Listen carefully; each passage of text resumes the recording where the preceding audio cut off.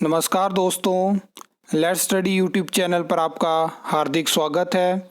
I hope आप अच्छे होंगे, स्वस्थ होंगे।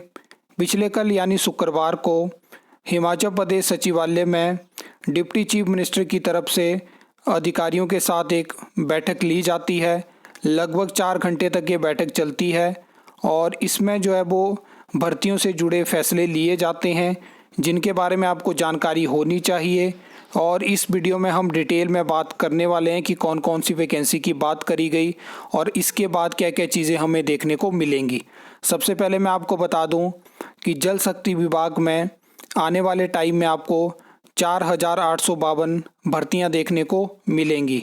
और इसमें एक चीज़ मैं आपको और बता दूं कि अगर आपको याद होगा तो ये लास्ट टाइम पे मैंने आपके साथ जल शक्ति विभाग में पंप ऑपरेटर की रेगुलर वैकेंसी की बात करी थी और यहाँ पे चांसेस हैं कि आपको पंप ऑपरेटर की रेगुलर वैकेंसी यानी जॉब ट्रेनी तौर पे भर्ती देखने को मिल सकती है।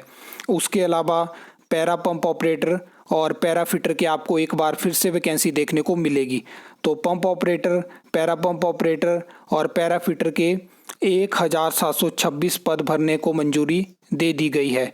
इसके बाद क्या होता है कि डिपार्टमेंट लेवल पे जब इस तरह के फैसले लिए जाते हैं उसके बाद कैबिनेट अप्रूवल की ज़रूरत होती है। तो नेक्स्ट टाइम पे जब कैबिनेट की मीटिंग होगी तो वहाँ पे ये जो भर्ती मैंने आपको बताई इनको अप्रूवल मिल सकता है।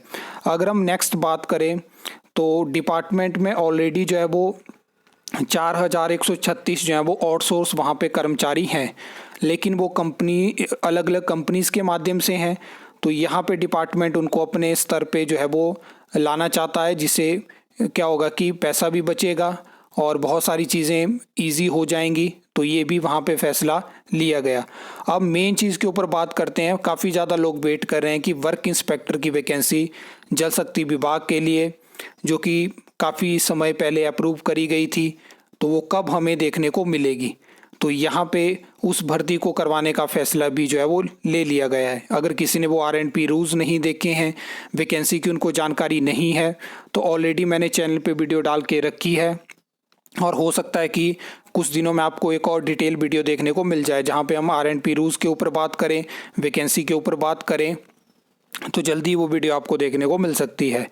इसके अलावा JEE के 100 वैकेंसी की बात करी गई है।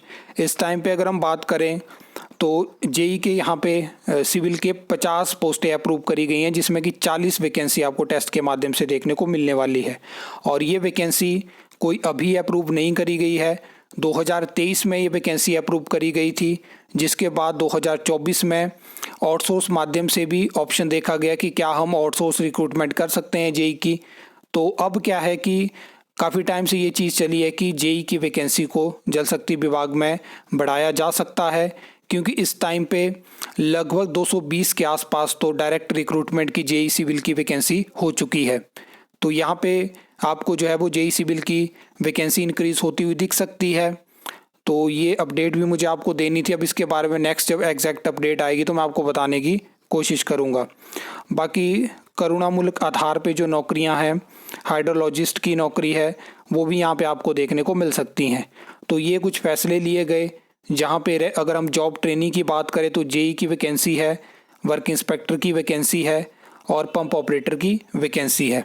एक डाउट यहाँ पे ये रहता है कि PWD की तरफ वर्क इंस्पेक्टर की वैकेंसी को आउटसोर्स माध्यम से ना कर दिया जाए, क्योंकि वहाँ पे भी पहले कैबिनेट में डिसीजन लिया गया कि ये वैकेंसी देखने को मिलेगी और बाद में उसको आउटसोर्स कर दिया गया।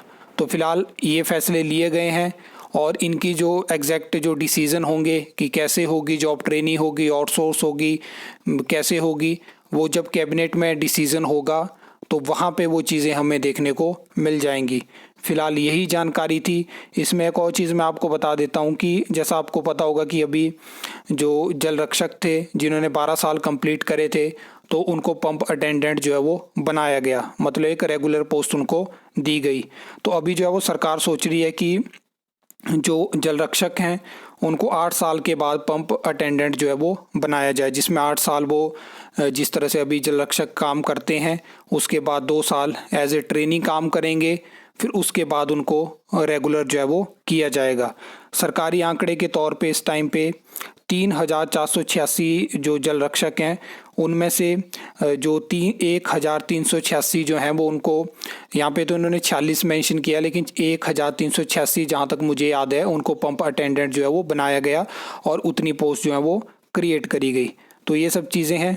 बाकी इसमें बात करी गई है मल्टीपर्पज़ वर्कर की पॉलिसी के रिगार्डिंग। जैसे कि आपको पता है कि पैरा वर्कर पॉलिसी में अगर हम बात करें तो जो पंप ऑपरेटर हैं, जो फिटर हैं, उनके लिए तो पॉलिसी है, लेकिन जो मल्टीपर्पज़ वर्कर है उनके लिए पॉलिसी नहीं है।